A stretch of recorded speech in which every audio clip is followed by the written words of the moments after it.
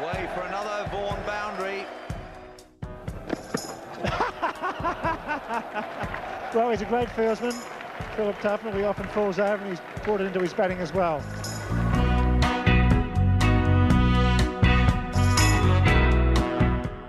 Hello everyone and welcome to the Vaughany and Tuffers Cricket Club podcast brought to you by the Telegraph. Ben Wright, Michael Vaughan and Phil Tufnell back with you for the duration of England's tour to Pakistan. And to celebrate our return, we have gone right to the very top of English cricket for our guest today, the head coach of the men's test team, Brendon McCullum.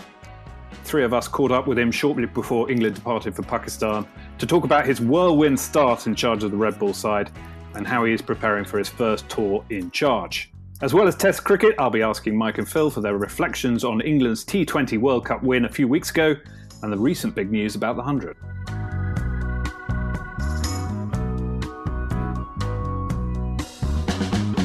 Mike, Phil, while we've been away, England have become T20 world champions. How incredible an achievement is it to hold the 50 over and the T20 Cups at the same time? Yeah, welcome back, Phil. Welcome back, Ben. It's been a while. What you been doing, Phil? Oh, not too much, mate. A little bit of this, a little bit of that. Messing about, looking forward to Christmas. Yeah, it's all good, my end. Can I ask a question about Christmas? Have you got your decorations up yet? Bearing in mind we're not into December, because I'll just let you know, yes, the decorations at the Vaughan house have been up for 10 days. You've gone early. 10 days already. I tell you what I fancy, though. So how do you decide when to put them up? Yeah, well, I'm not sure. They're not quite up at the moment, but a friend of mine has got like a fantastic tree that you just take out of a box and it just sort of springs into life, fully decorated, fully lit. It's an absolute cracker. It's brilliant. I'm going to get one of them. Phil, that's called an artificial one. No, it's... Oh, have you got a real one, Mike? Have you got a real tree? No. That's why. Honestly, it's always. I'm always thinking about November the 20th, but this year, just under. I think it was the 18th of November. Suddenly, I came back to a house with all these decorations up. Far too early. I mean, I'm not going to argue with the boss of the house, but slightly too early. I would suggest the Vaughan decorations have gone up. Anyway, what are we chatting about? T20 World Cup, Ben. Very, very, very good point. The most serious point of the lot. It didn't surprise me. I don't know what you think, Phil, but I just think we're in a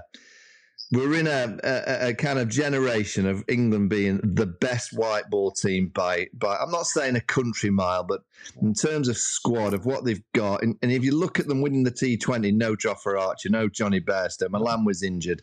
There's so many kind of fractions in and around the build up to the tournament, and then they lose to Ireland. And you think, oh, geez, this is going to be a tough ask to win from here.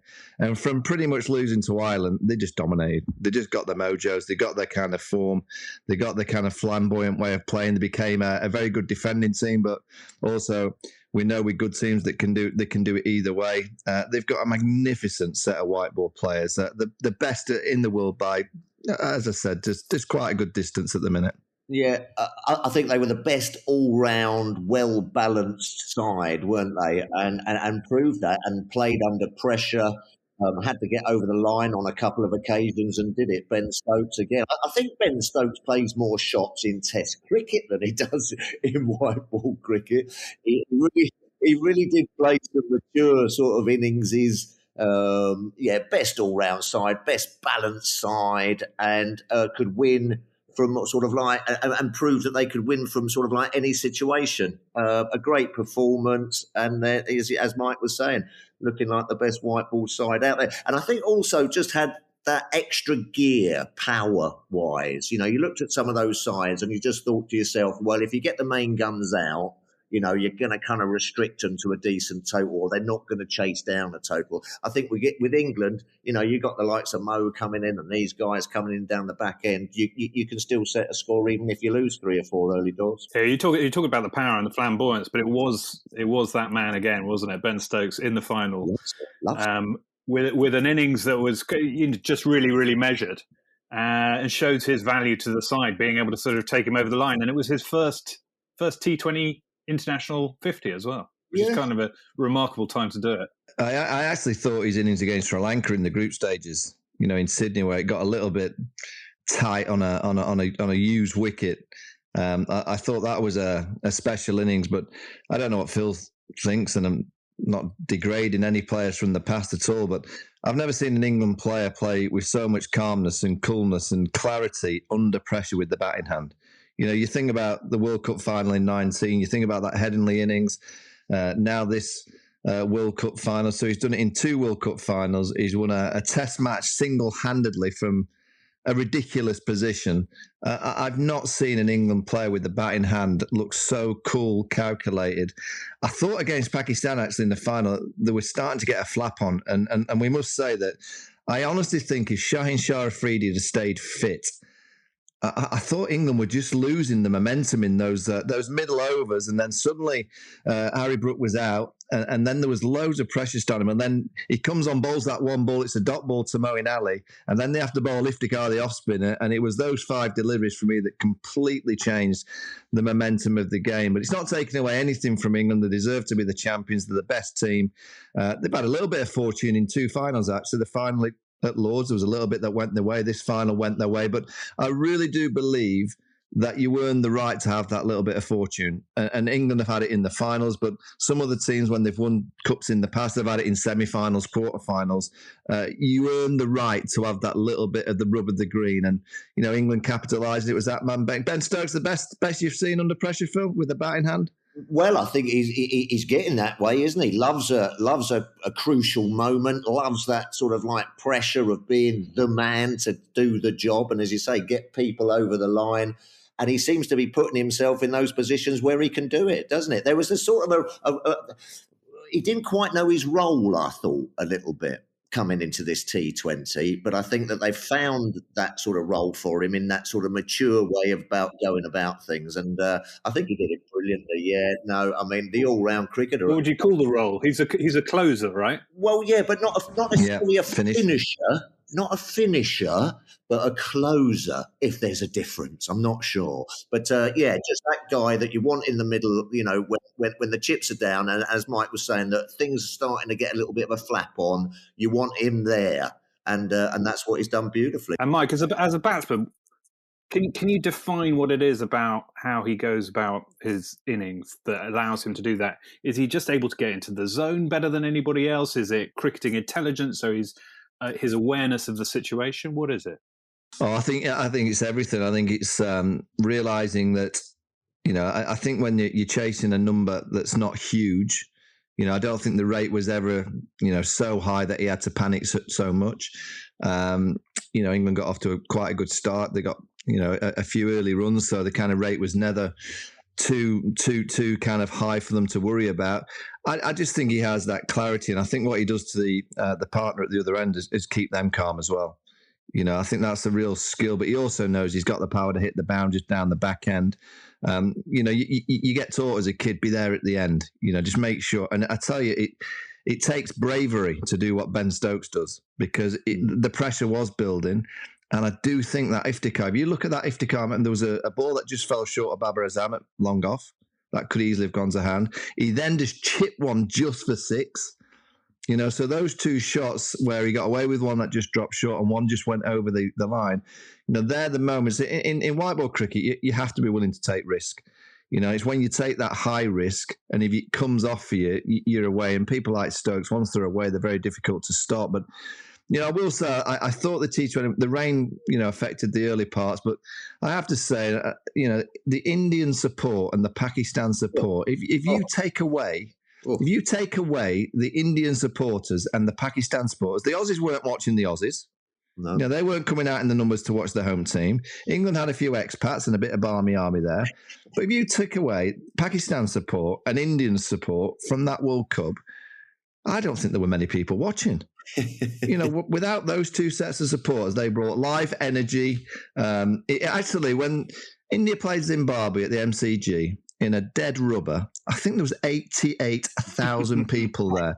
That was the moment. I've known for years and years that India are a powerhouse. That was the moment, actually. I was watching on the telly and thought, India are the powerhouse. They are the powerhouse of world cricket. When you can get 88,000 people in Melbourne to watch you play Zimbabwe, remarkable. We have Brendon McCullum on the pod. Phil, I think you've probably got some of the best insight because you obviously spent some time with him when you did your Netflix series. This Could Go Anywhere. When was that filmed? And what was he like as a person behind the scenes? Can you give us a sort of a feel for Brendon McCullum, the man? Is he as laid back as he looks? Absolutely. He's one of the most positive, sort of calm, but then laid back at the same time guys. I've met a lot of people who are really positive and up and at them and come on. And, if anything, sometimes it can be a little bit too much, you know what I mean? And sort of like the rah-rah about it all, you just sort of go, well, chill out a little bit. We're doing our best, this. But he has that great ability of putting you at the ease. I've met him a couple of times, but only briefly in the media centre and everything. And he was waiting for me to start this series that we were doing. And he was just waiting there. And I sort of come through a little bit nervous and what have you, and he's just sitting there. He's got a great big smile on his face, you know what I mean? But he's just sort of, there's this sort of air of calmness, and I've sort of gone, hello, Brendon, mate, how are you, like that? And I've sort of, gone to shake his hand, and he said to me, shall we have a hug? Are you a hugger? And I went, well, I don't know, but I'll give you a hug, like that. And we gave each other a little hug sort of thing to sort of, say hi and what have you. And it just went from there. And he's just one of those guys that you just think everything's going to be all right, if you know what I mean. Sometimes, you're sitting there and you're doing a bit of filming or something. You're going, oh, was that all right? Or, did we say the right thing on everything? But he just seemed to say the right thing at exactly the right time. And he was so easy then to just sort of like form a relationship. We became very good friends when we were over there, and just puts everyone at ease, but with a clarity, if you know what I mean. You know what I mean? You just knew what he was after, but he didn't sort of like ram it down your throat, and he wasn't sort of falling asleep. He's a very, very clever chap at disarming you, but then also getting you fired up at the same time, if you know what I'm saying. I think that's one of his skills for sure. And also, we were going around and talking about his exploits of what have you, the 1-4, I think it was 174 the first time he batted in the IPL, the fastest 100, the 300 at Wellington. Crikey O'Reilly, this chap has done a bit, you know what I mean? And but very humble, but then also, with that little steel just behind the eyes. Looks a little bit like a mafiosi boss, doesn't he? Just sitting there on the balcony with the old shades. Something out of The Sopranos. Oh, he certainly does, yeah. Yeah. And we should probably explain for listeners who haven't seen the series, and they should obviously do so on Netflix. Oh, it's great. It's a slightly weird conceit, in fairness, wasn't it? Yeah. Two of you, two ex-cricketers, going around New Zealand playing golf with each other and having to do forfeits, basically, if you lost. Well, there you go. Not many people would have got me to jump out of an aeroplane. Not many people would have got me to do the biggest bungee jump in the Southern Hemisphere. But for some reason, I wanted to do it for Brendon. You know what I mean? I was sitting there going, oh, I don't want to do this. He was going, come on, Tuffers, it's all right. You know what I mean? I sort of went, well, okay, mate. And then, off I went. So, a great man manager. So you were in New Zealand, and I don't think potentially English people might not realise quite what a big deal he is in New Zealand, right? He's uber famous there. Absolutely. I couldn't have picked a better fella to take me round. The wineries, the restaurants, everywhere we went, he was just like, as you say, an absolute legend in New Zealand, not only, for his cricket, but I think for a lot of other things as well. And the way he sort of represents what New Zealand's about in a funny sort of way. Do you know what I mean? And that sort of like, positive, fair play. Let's go and win. If we win, that's great. And if the other team are better than us, well, they deserve to win that as well. A lot of fair play in there as well. But then also, a lot of, desire and will to win.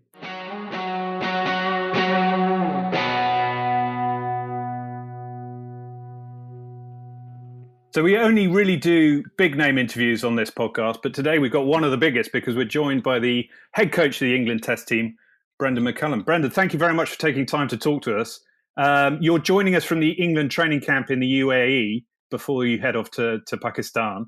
Today was supposed to be the third day of the warm-up game between England and the England Lions, a sort of probables versus possibles match. There were over 900 runs in the first 2 days, which sounds very McCullum-esque. But today you decided to cancel the match and you went off and played golf instead. Does that give us a bit of insight into your style of coaching? Look, to be honest, the guys got out of the last 2 days more than we could have ever dreamed of in 3 days. The facilities were amazing. The application and the attitude and the energy that was put in by not just us as well, from an England point of view, but also the Lions was fabulous. You know, I think our batters got a lot of time in the middle in a competitive situation against some world-class bowling, and our bowlers got miles in their legs, which is really what you're after.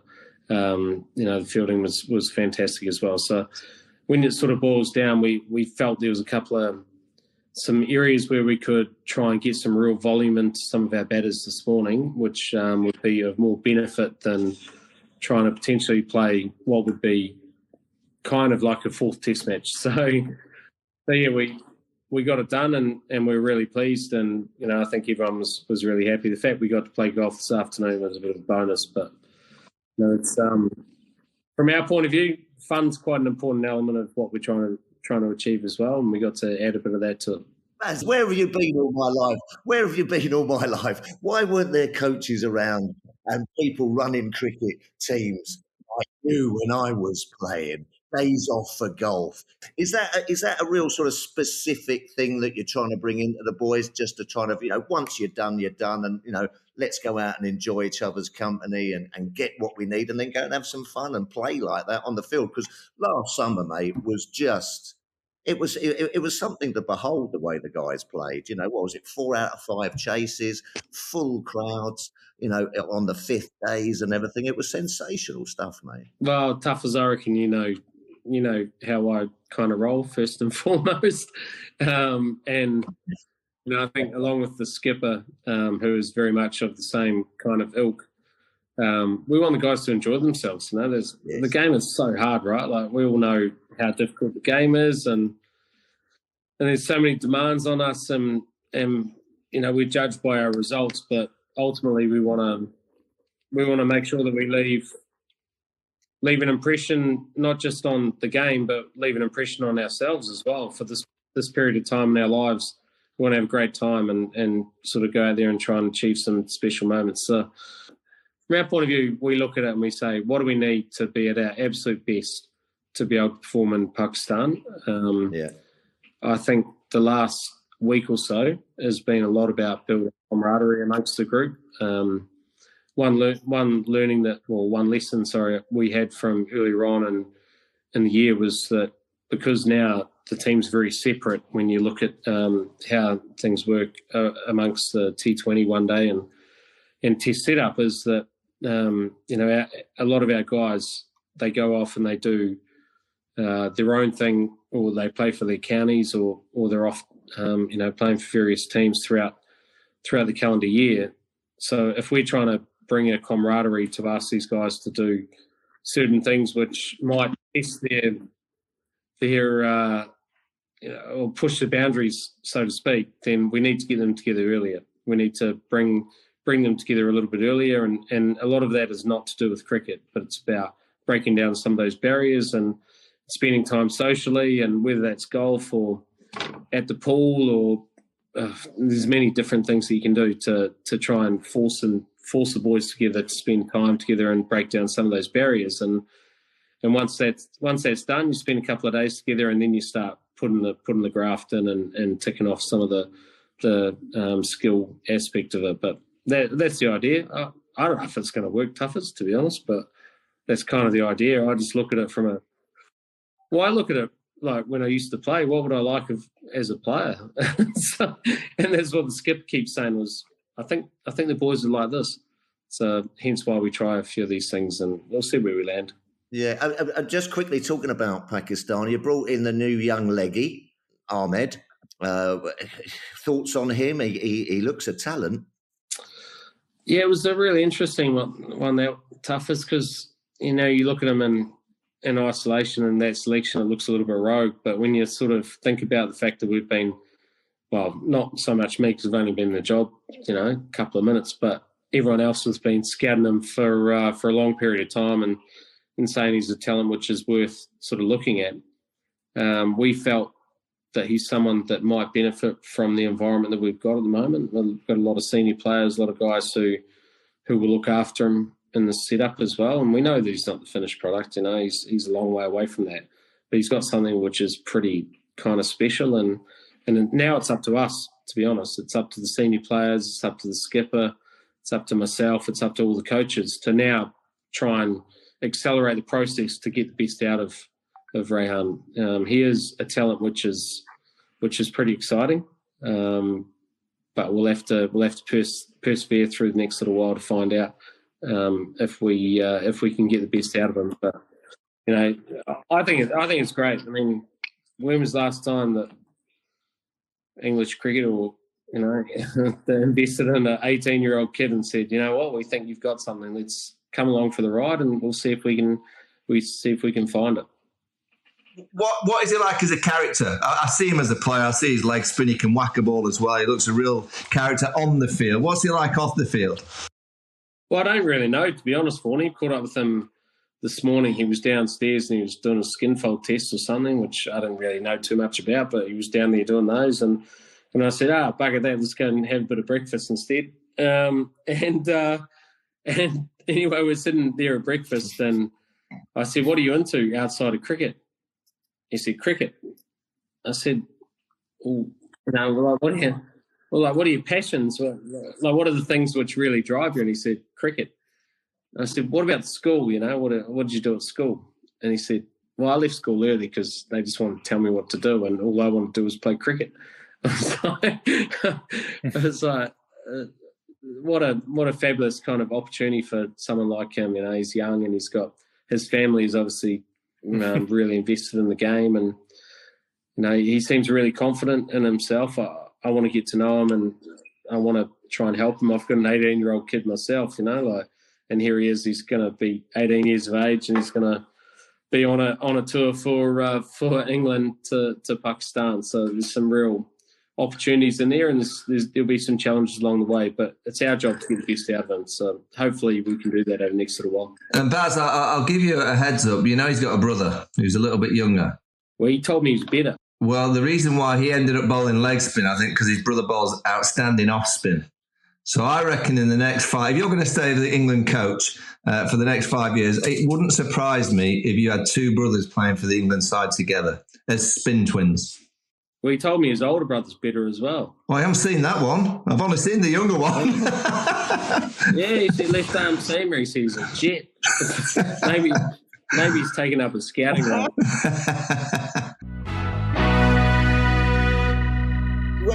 When you took the England job, you know what I mean? What was going sort of through your mind? Because there was a little bit of sort of like, it's a bit left field, wasn't it? You know what I mean?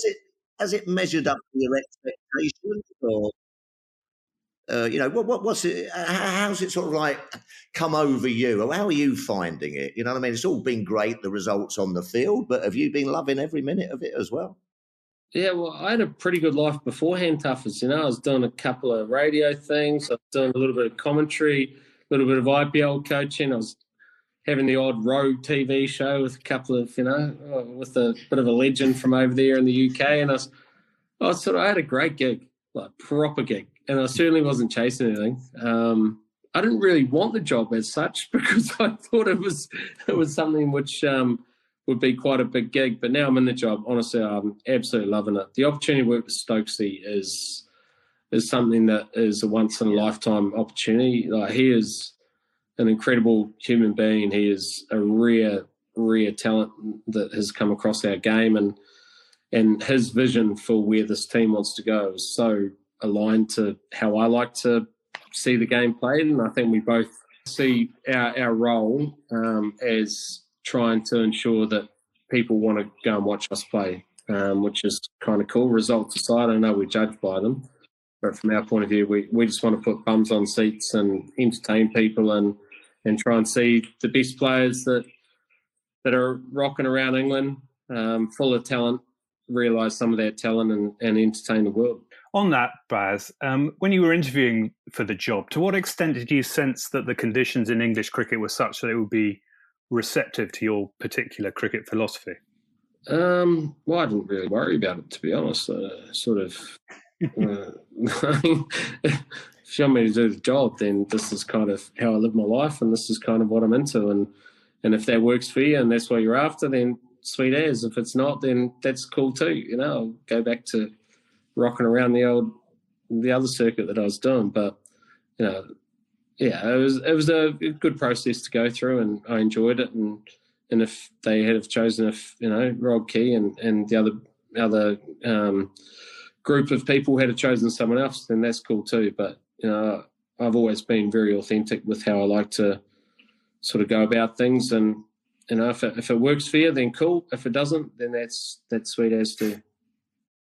How do you define your style of coaching? You've talked about letting the players be themselves, but it can't be quite as simple as that, can it? Or is it? And if it is, why haven't other coaches found it so difficult? Well, I don't really know what my style is, really. I'm not really sure I'm a coach either. I don't really know. I sort of, you know, I look at it as what it used to be like being a player, and what would you like from the people who are running the kind of structure at the time. And you look at some things, and a lot of the time you would probably, I think players are right. And sometimes you kind of go, you know what, we need a little bit of a, not firmer hand, but we need someone to just tell us what we need to do in this situation. It might be more of a pressure situation. It's kind of like, right, this is what we signed off on, lads. Let's go and have a crack.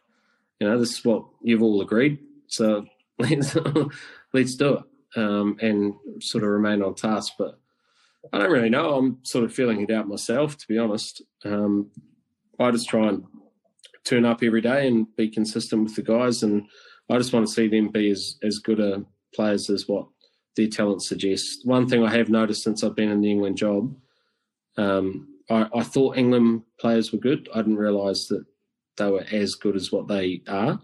And that's not just talking about the current crop, but it's also talking about the crop which falls underneath as well, which I've been lucky enough to see over here in Abu Dhabi, and also when we played down when the Lions played down in Canterbury. There is some serious skill which is operating around English cricket, and I'm not sure, I'm not sure we realise how good it is. I've been lucky enough to sit on the outside, so I've seen it, and now I've guessed it, and now that I've seen it, it is. Skill is not a problem in English cricket. It's about how we unlock that skill. So the language that we talk and the environment that we create allows those players to become the best possible players they can be in the shortest period of time, and that's what our job is. Baz, do you think that we're on the sort of a cusp of sort of a big change in Test cricket? Do you think, the way people are going to look at it, view at it, because it was under pressure, wasn't it, Test cricket? It's a bit boring and what have you. Do you think all the other sides now are going to buy into this sort of way of playing it? I'm loath to say Bazball. I know you don't like it, mate, but do you think that sort of Test cricket is going to become a different animal now? I hope so, Tuffers, you guys have played the game a lot. You've spent a lot of your life sort of committed to the beauty of Test cricket and committing to everything that comes with it.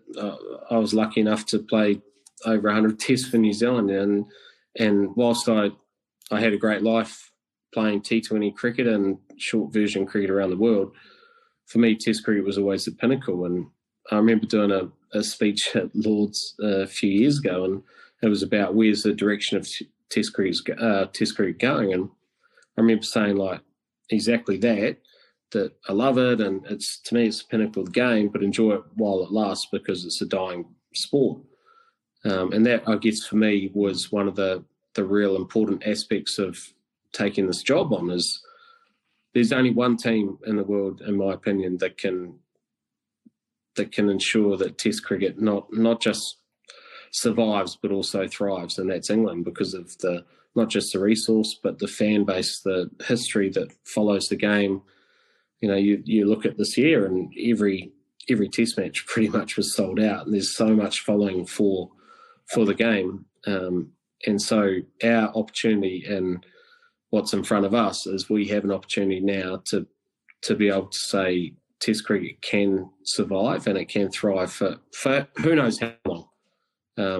And it can entertain people and it can encourage the next group of people, the next group of cricketers out there to stay committed to playing a form of long version cricket as well. And that's kind of what our brief is, and it's kind of why you take on a role that you've taken on. And I feel very privileged to be in that position. It comes with a lot of pressure, no doubt. And that's exactly what the skipper and I both think, is we have a chance here to get people to not fall in love with Test cricket, because there's already a lot of people in love with it, but the next generation to understand Test cricket and to fall in love with it and to want to come and watch us, and that's kind of what we're trying to achieve. I have to say, I love this approach that you've brought. It's refreshing. It gets you excited about arriving at the game. I mean, for such a long time in Test cricket in the UK, we were a little bit timid and not too sure how we're going to play. We now arrive knowing exactly the style of cricket that England are going to play, and I do think you will get other teams trying to follow suit. I'm going to put you in charge of world cricket, not just English cricket. And I'm going to give you the chance to try and give a vision of where Test cricket can improve globally, and what are you going to do that? It doesn't sound like a job I'm that interested in, to be honest, Vaughany. No, I'm going to pay you a lot of money. I'm going to give you a load of horses. I'm going to allow you to buy as many horses as you want. You can have them racing all the way around the world at the end of it. But you're in charge of world, particularly Test cricket. What are you going to do with it? Oh dear. Good luck with that one. Look, I think... Finish earlier. I actually really think cricket's in a really fascinating space at the moment. I think the way that the game's going, I think we're going to see a real emergence of sort of domestic T20 cricket. I think we'll see players who will end up being contracted by franchises around the world, not just because of the money which is on offer, but there's so much less red tape associated with privatised franchises that you can just take care of things, and people can, you make things happen quickly. Very similar to football, I guess. You can be secure in what you're doing. You can have long-term deals, and then perhaps being released to play international cricket when the time's right, whether that's World Cups, whether that's Test cricket. So, yeah, I don't know. I think Keezy said the other day that we have to move with the times as well and make sure that we're understanding of what players' opportunities are out there. And I couldn't agree more, because the opportunities are so great, and ultimately, people they need to look after their families, and they need to ensure that their careers are successful long term as well. So I get all that stuff, but I just want them to ideally be desperate to play Test cricket. It is a game, and you guys know it better than me, but it is the best form of cricket. The journey it takes you on, the novel that Test cricket is so great that if we ever lost that, then to me the game becomes just another game. And so I think embrace T20 cricket, embrace franchise cricket, but try and do what you can to ensure that the purest form of the game survives. A quick question about Bazball. Phil said you don't like the term. Why don't you like the term? Do you not like it because you think it's too simplistic, or because it puts the focus on you rather than the players, or both? Well, it's just like the media came out with it. It just doesn't make any sense. Like Stokes, is there anyone who has encapsulated a style of play more so than our skipper? You know what I mean? Like, he's run down the wicket first ball in Test cricket. So to me, it's not. It's also a little bit misunderstood, I think. It's not misunderstood. I don't want to be. We're going to be really careful that what we've been able to achieve over the summer. We've got to be really careful that we're not trying to preach it as well, because everyone develops in their own way and their own time, and their skills develop at different stages, and people get it at different points. But all we're trying to do is just make Test cricket entertaining. We want to free guys up so that their talent comes through. And look, both the skipper and myself, we hate losing. Hate losing, but you can accept losing because you're trying to entertain. You're risking winning. You're risking losing to try and achieve something that you walk away as a fan and you say, you know what?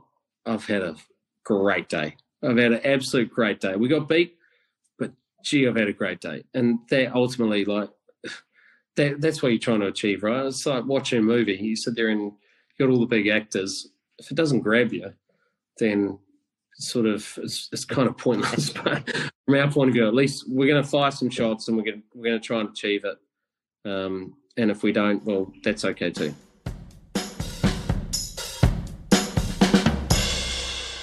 Just on that style of cricket, which is great, you go to Pakistan and traditionally, historically, attritional cricket has worked in Pakistan as well.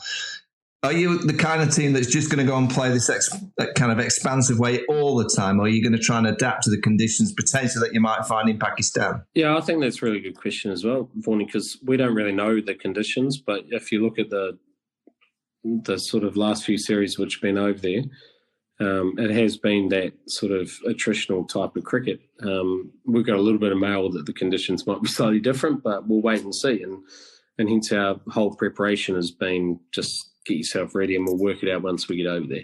But I think, if we go back to the mantra throughout the summer and we look at some examples of the summer, and everyone points to, Johnny Bairstow smoking it everywhere and Stokesy run down the wicket and, sort of Ollie Pope dancing down the track and Joe Root sort of playing reverse sweeps and all that. But one of the real things we're trying to encourage is just if you're totally present in the moment and you're prepared to identify when the moment is that you have to absorb pressure and the moment is that you have to reapply pressure back on the opposition, then you give yourself the best chance. So let's see what happens in Pakistan. From my point of view, I think the Test series will be really close. I think there'll be some really key moments, which if we are present in those moments and we're open-minded about what we're trying to achieve, but we have a positive mindset going into it and we're prepared to take the positive option when that moment arises, then that'll give us our best option as well. I look back on the summer, we won 6 out of 7 Test matches. We could have lost all 7 because every Test had a really key moment or two, but we were brave enough and we were courageous enough in those moments and we're smart enough as well to identify it and be positive. And that'll be the real test, won't it? Because as you say, you've had a really great summer. There will come a time where you string a few losses together and it will be sort of maintaining this attitude and the feel-good attitude in the changing room through the losses as well will be the real next test, I assume. That's so English, eh? There'll be a string of losses. Well, just on the law of averages, right? You're never going to lose again? Well, no, we'll deal with that when that time comes. But it's such an English comment. Let's see what happens. We'll have a crack. And if we lose, then we'll deal with it in that point in time. But from our point of view, we lost that Test match against South Africa, right? And I remember walking into the media stuff at the time, and it's like, Bazball was always going to fail. It's like, for a start, why even calling it that? And then it was like, this guy can't do this and this guy can't do that. And I'm like, we got beat. We lost a toss on an absolute snake pit and we got beat. And I'm like, unlucky. We're not entertained. It was a good game. They played well. South Africa were too good for us, respect to them. And that's kind of what the competition is, right? And if that stuff happens, and then so be it. We'll deal with it at the time. The thing I know is that these guys they're a tight knit unit, and I'm not just talking about the current group of players that we've have, but also the next sort of group as well, which we've been lucky enough to spend some time with over here. And if we can force them together and push them, like their talent is so good that we'll get the best out of them, and we'll be able to bounce back when the time matters. And I think that's to me, that's the really important thing. It's just you have a resilient environment that is not, it can't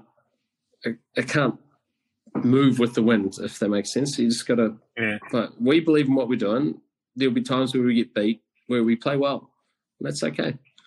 We just get up and we go again, and we have another crack at it. Baz, as much as we used to try and score a few runs, we all know to win Test matches you need to get 20 wickets. How excited was it for you as a coach to see Jofra Archer back bowling this week? Yeah, it was pretty exciting, to be honest, Vaughany. I watched him bowl this morning, and I was just, I mean, he is an incredible talent, right? Like, he is, like, not only has he had to go through some hardship over the last little while, but, you know, he's been there, he's done it. He could have easily just said, you know what, I'll go and do what's easy, which is go and do franchise cricket around the world. But he's desperate to represent England and win Ashes series and win Test matches for England and make everyone proud. So it was really exciting, to be honest. And you know, it was great to have him around the group, and he's really buzzing, and the guys love having him around too. You know, he's got something really, really special, and his skill and his experience and his personality rubs off on those other guys as well. So, you know, it was pretty awesome, to be honest. Baz, does that mean that you've now got to sort of start looking at workloads? And I've been, you know, reading in the papers and what have you about he wants to play all forms of cricket for England and everything. Is that a hardship, or do you just say, you know, listen, just play until something happens, or do you have to then look into it a little bit deeper than that? And is that a problem for you? Because we love hearing you talk about just go out there and express yourself and everything, but these guys do need to be looked after, don't they? Yeah, and Joff especially, because of what he's gone through over the last little while. You know, I don't really understand all that science and medicine sort of carry on, but you follow the experts, and there's some good people involved in English cricket who are, you know, they're making those kind of decisions and make sure that they're going to look after him. And Joff's very much across that stuff as well. There's a good plan set in place for him, which allows him to play some other cricket around the world, leading into the Ashes as well, and all going well. Hopefully he'll be available and he'll be ready to go. But you know, the temptation is to try and rush it. Yeah. But you just gotta look at. To me, you look at Joff and you say, right, where do you want him to be in 30 years' time? You know, like, what do you want him to do? You don't want to try and rush it now and just selfishly get him to a stage where, you know, you want him to perform. You've got to look after the person as well, and he's got things that he needs to achieve in the next little while, and hopefully that'll give him the longest period of his career to be successful and set himself up for the rest of his life. Baz, just we're about 8-9 months away from an Ashes series. You know, it's going to be your first as an England coach. When you look over to Australia and you see, you know, Justin Langer upsetting a few comments about the players. Do you read those kind of comments down to, oh, that's quite handy for us? Whereas you probably in the past thought it's quite amusing. It's quite handy to see that Australia going through a little bit of it looks to me like a lot of the old players are in the Langer camp, and obviously the new breed of the new players are obviously with Andrew McDonald. There's something happening over there that you must be quite liking somewhat. Obviously, I do read some of that stuff, and you watch what's unfolding and all that. But unless you're on the inside, you don't really know, right? So I expect that when we come Ashes time, which is in a period of time, we've got a few other series to focus on for now. It'll be a very tight series, so maybe we'll hold on to some of that stuff until then, I reckon. Right words. Nice straight back for the first time in your career there, Baz. Very good. I was hoping you were going to come dancing down like you did in Wellington. I don't know if you've heard the podcast before, Brendon, but we have a segment where Phil does a series of either or questions. So I think he's been preparing long and hard, especially for you on these. So come on, Phil. Okay, then. Some of them are a little bit ticklish, but I want good, honest answers, which I know I'm always going to get from you, Baz. What would be your perfect day? A day on the golf course or a day at the racetrack? Why can't you do both? Because it's either or. The game, it's either or. Right. I'd say golf course because I'd end up punting at home that night. Okay, lovely. Next one. Average or strike rate? Strike rate. That's a dumb question, Tuffers. Come on, Cat. You're better than that.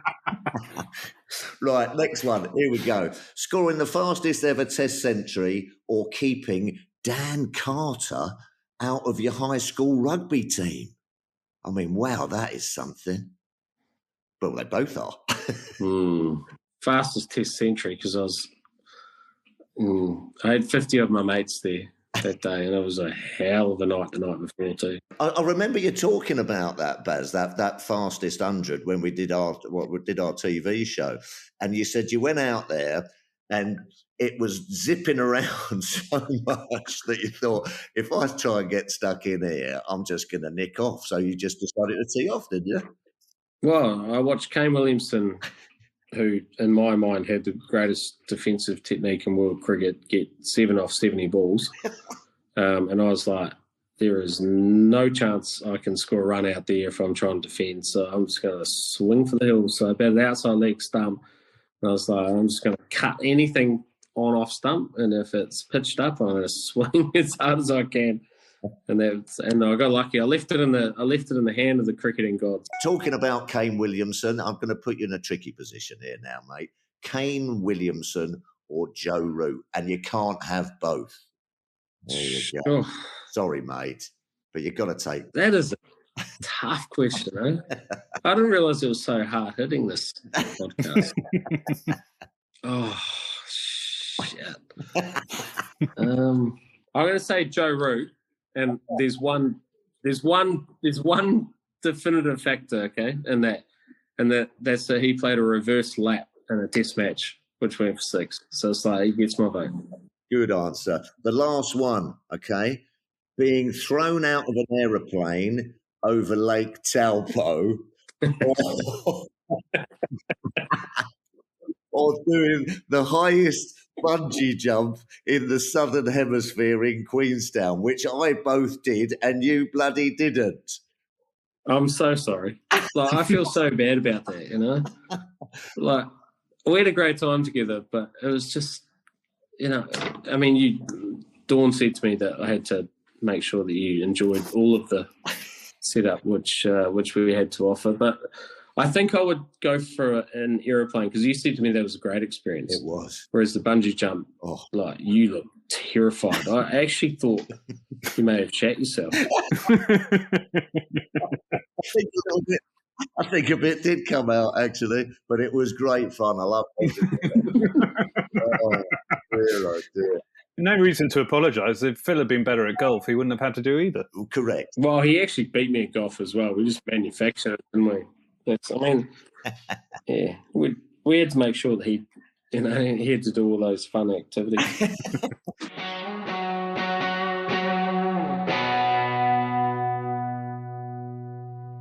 Blimey, that was pretty impressive, wasn't it, Mike? I mean, that's not your usual persona for a coach. Have you ever come anybody in your playing career? Do you ever come across anybody who talked like that, sounded like that? No, he's very impressive, and there's been some great people of the game of cricket over the generations, but I think Baz McCullum's up there with the best. I think he kind of just comes across as just being a good guy, very positive guy.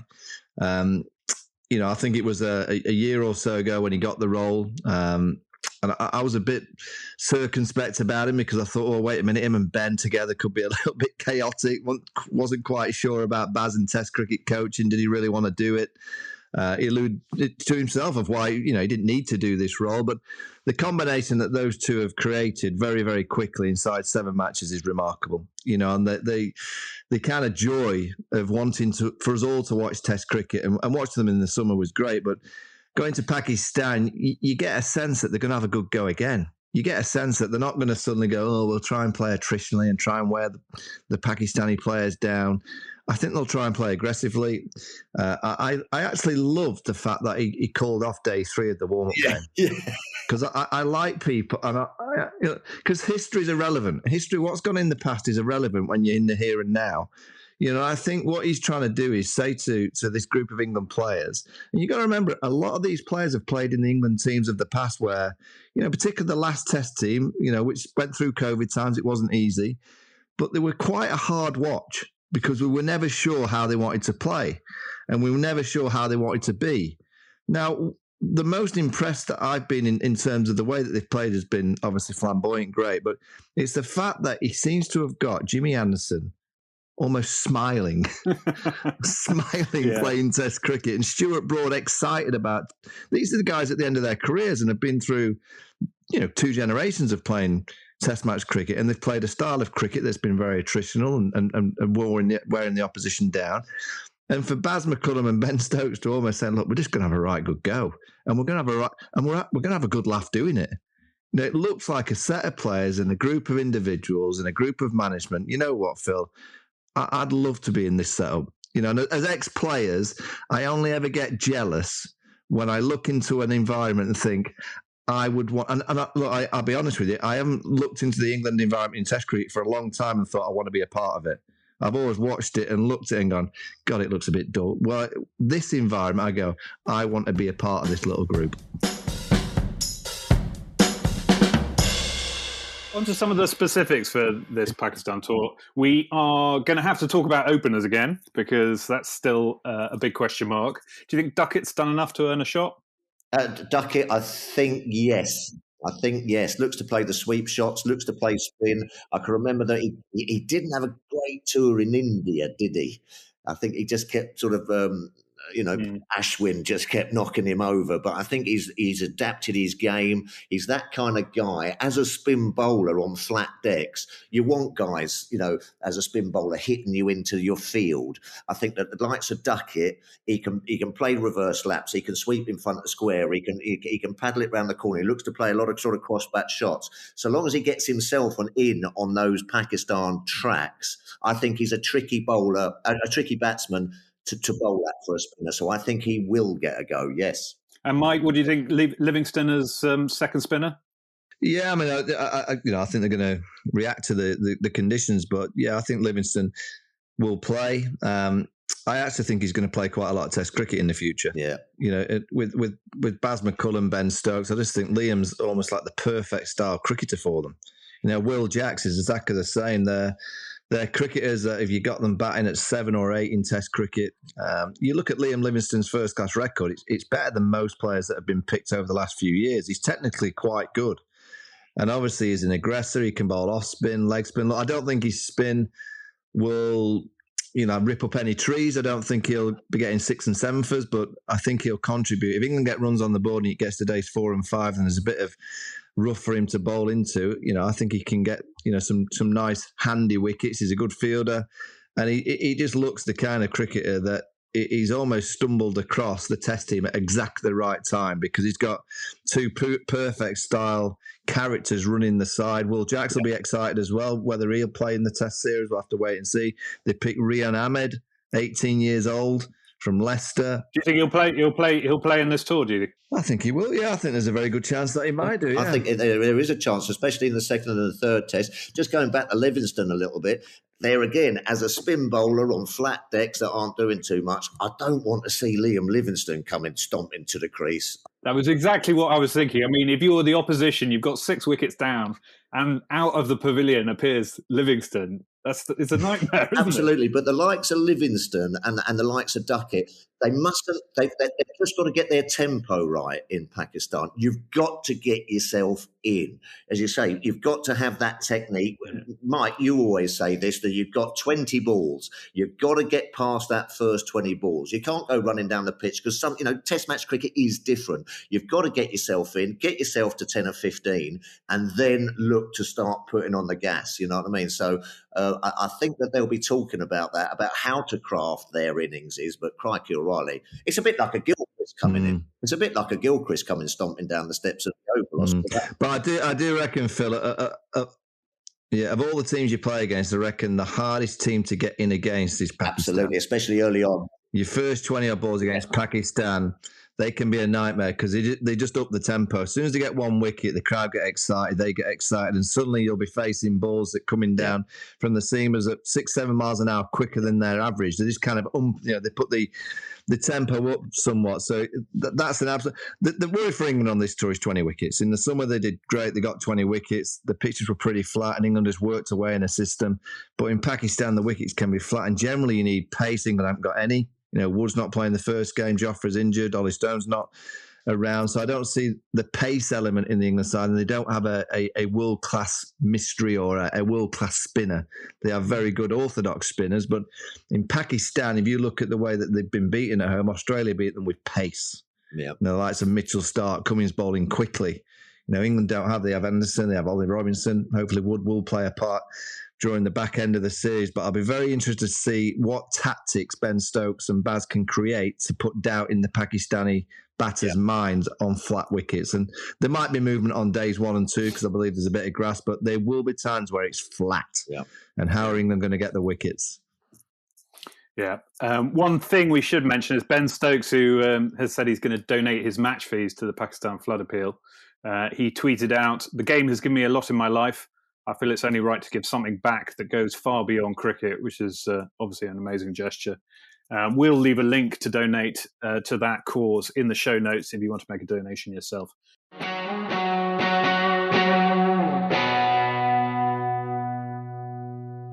One other news story we should mention before we go, and that was that there's been an approach to English cricket from a private equity firm called Bridgepoint Group, who, according to the reports, are offering $400 million for a 75% stake in the 100, which is a massive deal and could really change the landscape of English cricket, Mike. I think there is a possibility that may happen in the future. I just wonder whether the ECB need that kind of number to be sent around at the minute, because the pressure that they're getting put under by counties about the kind of structure of the game, and the ECB obviously need the 100 to work. The story was broken by Sky, who need the 100 to work. So I'm a little bit sceptical of the timing at a time where all the county chairmen are probably having a pop at the ECB for how much the 100 spent. And then suddenly there's a story that breaks that someone's willing to pay 400 or 300 million for 75%.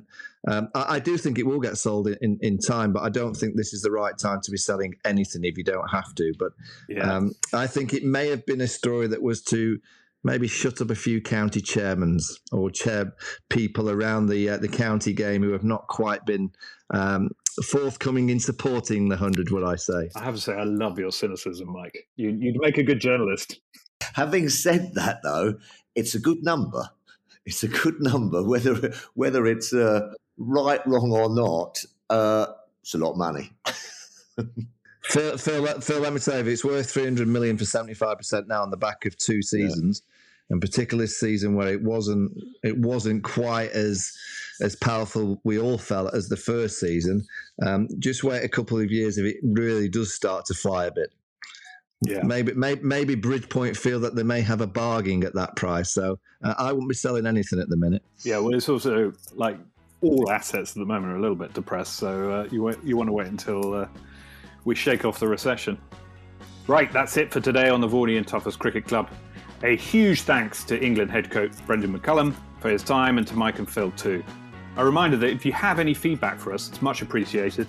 The address is cricketclub@telegraph.co.uk, and we're very keen to hear from you. If you're new to the Vaughany and Tuffers Cricket Club, our channel is full of past episodes with star-studded names, the likes of Joe Root, Trent Boult and Wasim Akram, to name just a few. You can head over there and catch up on those episodes. Until next week, goodbye.